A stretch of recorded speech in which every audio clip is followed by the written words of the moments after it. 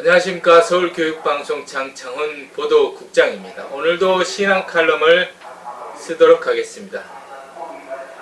뭔가 갈치를 파는 소리가 들리네요. 여러분, 저 소리에 현혹당하지 마시기 바랍니다.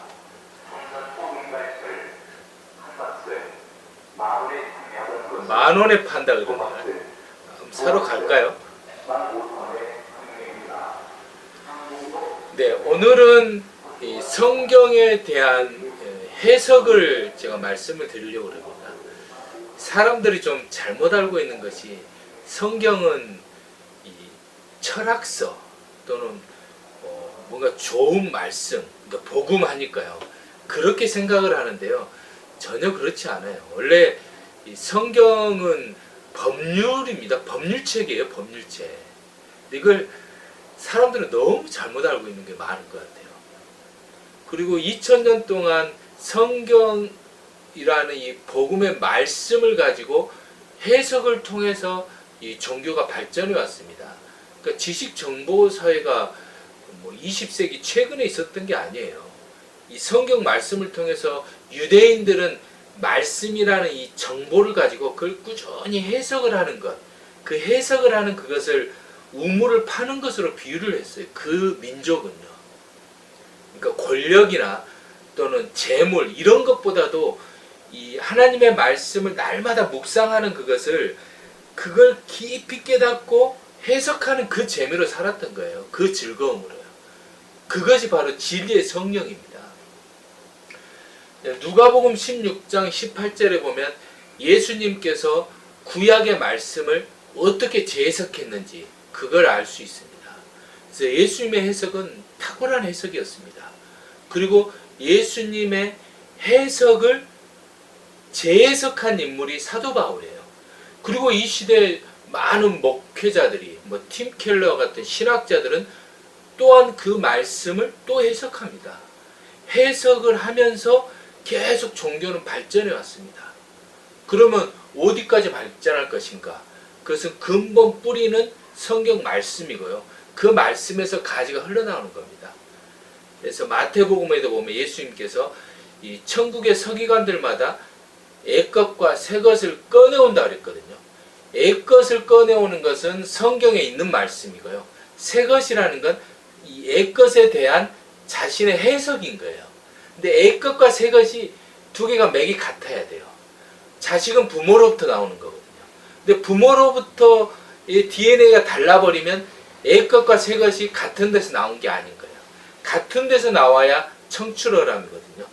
그래서 같은 데서 나오지 않는 그것이 바로 뱀의 말이 됩니다. 뱀의 말은 하나님의 말씀에서 나온 게 아니에요. 하나님의 말씀에다가 자기 걸 섞은 겁니다. 그러니까 뱀의 말인 거예요. 예수님의 말씀은 구약의 원본 토라를 통해서 나와서 그 토라를 더 완전하게 한 말씀입니다. 그것을 우리가 분명히 알아야 됩니다. 저의 이 성경 강의 역시도 이 성경 말씀의 근본 뿌리에서 벗어난다 그러면 제가 틀린 거예요. 그리고 저 틀린 거 있을 수도 있어요. 저도 사람인데요. 근데 저는 이걸 가지고 이렇게 그렇게 하지는 않잖아요. 있는 그대로 누구에게나 이 생각의 자유가 있기 때문에 성경을 누구나 볼 수 있도록 저는 그 운동을 하고 있는 것일 뿐이에요. 그러니까 저를 또 너무 뭐라 그러지 마십시오. 근데 저도 이거 강의하기 위해서 한 2시간, 3시간 준비해서 합니다. 해서 한 10분 정도 강의를 하는 겁니다. 그냥 이렇게 하는 거 아닙니다. 누가복음 16장 18절에 보면요. 이게 이제 이 성경을 깊게 읽은 사람들은요. 법률가가 될 수 있는 확률이 높아요. 성경은 법률책이거든요. 그래서 법률의 해석이에요. 해석. 그래서 이 누가복음 16장 18절에 보면 자기 아내와 이혼하고 다른 사람과 결혼하는 자도 간음하며 이혼당한 여자와 결혼하는 자도 간음합니다 하니까 나 같은 경우는 이제 이혼남이잖아요. 그러면 자기 아내와 이혼하고 다른 사람과 결혼하는 자 그럼 나는 이제 결혼하면 안 돼요. 결혼하는 순간 누군가 이제 나의 이제 새로운 아내와 결혼 생활 하는 것이 간음죄에 해당된다 이거예요. 헐. 이게 말이 됩니까? 그리고 이혼당한 여자와 결혼하는 자, 그 남자겠죠? 그 이혼녀는 결혼하면 안 돼요. 이거 봐봐, 이게 누가 보면 16절 18절이에요. 예수님 말씀입니다. 그 재혼남 재혼녀들은 다 간음죄에 속합니다. 자, 그렇잖아요. 이게 이 신약에 누가복음 16장 18절에 딱 있어요. 그래서 이 말씀을 가지고 딱 판단을 하면요, 다 걸려요. 근데 저는 아직 재혼을 안 했거든요. 그래서 그러면 아내와 이혼을 하고 재혼을 안 하면 나는 간음죄를 짓지 않는 건가? 이제 생각을 해볼 수 있겠죠. 그게 성경 해석이라는 거예요. 그러면 이 말씀은 대체 이게 그러면 뭐 어떡하라는 거예요? 예? 이제 이 강의를 듣는 시청하는 시청자 중에는 이혼 이제 재혼하신 분들도 있을 수 있단 말이에요. 그럼 뭐라는 거예요 이게요? 근데 이게 이제 마태복음에도 이게 나와요. 마태복음에 나온 말씀을 누가복음에 적었는데 누가복음에 기록한 걸 다시 번역을 한 거예요. 이것이 이제 번역이라는 거예요. 그러니까 이런 거죠. 원래 원본 말씀이 있어요. 토라라는 말. 그러니까 원래 큰 말씀이 있었어요. 하나님의 원래 말씀. 그 말씀을 모세에게 전해줬잖아요. 그래서 모세 오경이 됐단 말이에요. 그걸 말씀이라고 해요. 근데 이 말씀보다도 더 원본 말씀이 있었던 거예요. 그 말씀이 있고 이 원본 말씀이 육신이 되신 분이 예수님이에요. 그 예수님은 이 모세가 받은 이 말씀을 해석에 번역을 함으로써 원본 말씀을 드러내신 분이에요. 이 땅에 오셔서. 그리고 그게 바로 신약 말씀인 겁니다. 그래서 번역을 하면서 항상 오류가 발생하게 돼 있어요. 번역 과정에서요. 예수님께서 말씀이신데 말씀이신 예수님이 번역이 돼서 육신이 되셨잖아요. 그 과정에서 이 격차가 있잖아요. 왜냐하면 뭐 공간의 지배를 받는 거고 시간의 지배도 받으시고요. 그리고 이 원래 히브리어로 예수님 말씀했거든요. 근데 히브리어가 헬라어로 번역이 됐어요. 그 헬라어가 한문 성경으로 번역이 됐어요. 한문 성경이 한글 성경으로 번역이 됐어요. 이 번역이 4단계로 거치면요, 우리가 이렇게 말 이어 돌리기 게임처럼 전혀 엉뚱한 말이 돼버려요. 이것이 그런 케이스인 거예요. 그랬을 경우에 우리는 이제 성경학자들의 책을 우리는 참고를 해야 됩니다. 어떤 이단 교주의 말만 100% 믿으면 안 돼요. 그 사람 말도요, 틀린 거 많아요. 이 산이 아닌 게벼. 그랬을 때 뭐 그 사람이 이런 작은 성경 구절 하나 속인 거면 상관이 없는데 영혼을 사칭하면 어떡할 거예요? 구원은 십자가를 통해 주어지는 건데 십자가 없이도 구원이 있다 해갖고 그걸 믿고 가는데 거기가 지옥의 문이 못 들어갈 거예요. 예? 지옥의 문이 못 들어갈 거예요. 십자가 없는 그곳에 이 구원이 있다면서 성약의 문을 열어줬는데 그게 지옥이 못 들어갈 거예요. 예? 그 생각해 보셨어요? 이 강의를 혹시 듣는 사람 중에 이단에 있는 사람도 있을 수 있거든요. 심각한 거예요. 구원은 예수님을 통해서만 나와요. 그리고 예수님은 십자가예요. 제가 강의한 것 중에 십자가에 대해서 강의한 거 많이 있거든요. 한번 들어보세요. 저는 성경에 있는 원본을 근거한 강의를 하려고 부단히 노력하고 있습니다. 그리고 이단을 막 비판하려고 그런 것도 아니에요. 십자가에 대해서 이단이 너무 몰라서 이야기하는 거잖아요. 그래서 우리는 자신이 어떤 이 생각이 있더라도 그 생각이 틀릴 수 있다는 전제하에서 배움의 자세를 가지고 이 성경을 깊게 탐구하는 탐구 생활을 해야 됩니다. 자, 이거 같은 경우는 봐보세요. 먼저는 이제 여기 있죠. 이혼당한 여자 있죠. 이 이혼당한 여자는 이 문맥 속에서 자기 아내와 이혼하고 다른 사람과 결혼한 자도 간음함이 할 때 이 자기 아내를 말하는 겁니다. 여기가. 그래서 이 그자가 생략된 것으로 해석하는 것이 바람직합니다. 그리고요, 이제 여기 해석을 할 때는요, 자기 아내와 이혼을 하고 다른 사람과 결혼하는 자. 그래서 이 시점으로 보면 자기 아내와 이혼하고 그리고 다른 사람과 결혼하는 자 이렇게 돼 있잖아요. 그러면은 이것은 이혼남이 재혼하는 것으로 우리말로는 번역이 되는데 히브리어적인 문법으로 볼 때는요, 여기에 결혼하는 자 할 때 이것을 목적으로 나타내는 용법으로 쓰일 때가 있다는 거예요. 그래서 이게 먼저 와야 바람직한 겁니다. 이게 우리나라 말로는 이렇게 됐지만 이게 먼저 와야 되는 거예요. 히브리어의 어떤 문법 체계를 보면요.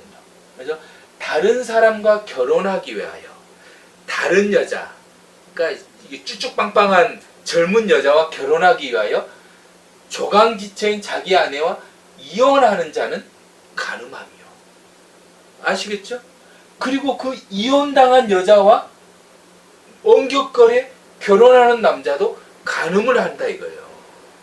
그러면 이 이혼당한 조강지처와 원격거래 결혼을 한 이 남자는 누가 간음을 조장한 겁니까? 바로 이 남자인 거예요. 이 남자.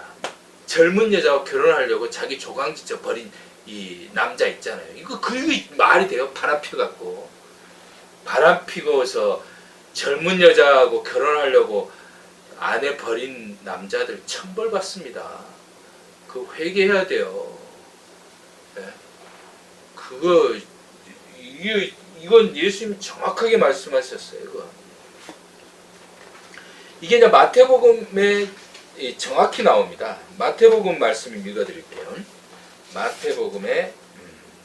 마태복음 19장 3절에서 9절, 그리고 마가복음 10장 2절에서 12절까지 그대로 나와 있습니다. 그래서 이 이혼 증서에 대해서 유대인들이 물어보니까 예수님께서 그것에 대해 설명을 하시면서 이 둘이 합한 걸 누구도 나눌 수 없다고 그냥 확실하게 말씀하세요. 그러나 이 간음에 대해서 이야기를 하십니다. 그래서 뭐라고 하시냐면요, 다른 여자에게 장가들기 위하여 자기 아내와 이혼하는 자는 간음하며, 이렇게 돼 있잖아요.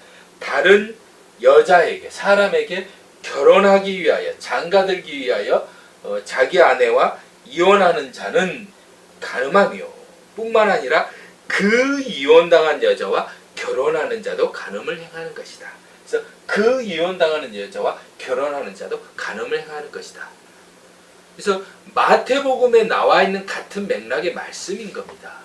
그래서 마태복음과 마가복음을 참고를 같이 해서 누가복음의 이 말씀을 해석을 하는 것이 바람직하지, 이 그 말씀만 딱 가지고 와서 재혼하는 남자 여자는 다 간음죄입니다 딱 해버리면 그건 말이 안 되는 거예요. 그것은 이 복음의 말씀, 예수님이 말씀한 근본 취지하고 너무 어긋난 겁니다. 예수님은 이 남자가 정욕을 못 이겨가지고 이 젊은 여자하고 결혼하려고 이 자기의 조강지처를 버린 그 남자를 정말 잘못됐다고 지금 심판하시는 거예요. 그리고 그 남자는 또 다른 남자에게까지 간음을 짓도록 이 방주한 자라는 거예요. 그러니까 이중범죄를 짓는 겁니다. 이것은 이제 신명기에 나온 이건 신명기 말씀이거든요. 이제 신명기에 보면은 신명기 24장 1절에 보면 이제 이 말씀이 나옵니다. 이제 사람이 아내를 맞이해서 데려온 후에 자 그에게 자 여기가 중요합니다. 이게 일의 수치를 발견하고 그를 기뻐하지 아니하며 이혼 증서를 써서 그의 손에 주어지고 했습니다. 이제 이게 신명기에 나온 모세의 말씀이에요. 모세가 받은 말씀이에요. 이 말씀을 가지고 이제 이 율법학자들이 몇천 년 동안 연구를 한 거예요. 근데 세 부류로 나눕니다. 그러니까 말씀은 하나잖아요. 근데 이걸 해석을 하는 거예요. 그래서 이 샴마이 학파는 여기 수치, 부끄러운 일, 수치에 방점을 둬요. 그래서 이 여자가 간음을 행한, 그러니까 이 결혼하기 전에 다른 남자가 있었거나 굉장히 어떤 수치스러운 일, 그 일을 있었을 경우에는 이혼 증서를 써줄 수 있고 그 이외에는 안 된다 이거예요. 그런데 이제 힐렐 학파는 이 수치보다는 일에다 방점을 뒀어요. 일. 그래서 그 여자에게 어떠한 일에 있어서 수치스러운 거, 이 수치는 이제 남자가 보기에 수치스러운 일, 뭐 요리를 못한달지, 뭐 데려왔는데 성질이 뭐 가시돋친 말을 한달지, 바가지를 긁는달지, 뭐 성질이 사납달지, 뭐 이게 찌륵소리랄지, 뭐 그런 것을 발견을 하면 이혼 증서를 써줄 수 있다 이거예요. 완전히 다르죠.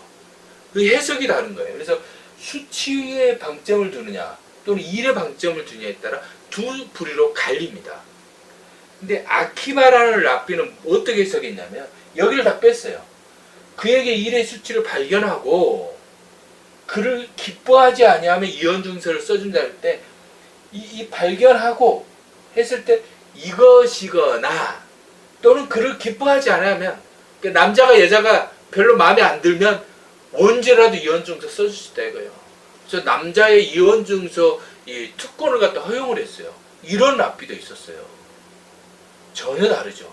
이 시대와 비슷하지 않습니까? 이 시대도 다양한 성경 해석이 있고 다양한 담론들이 이게 넘쳐납니다.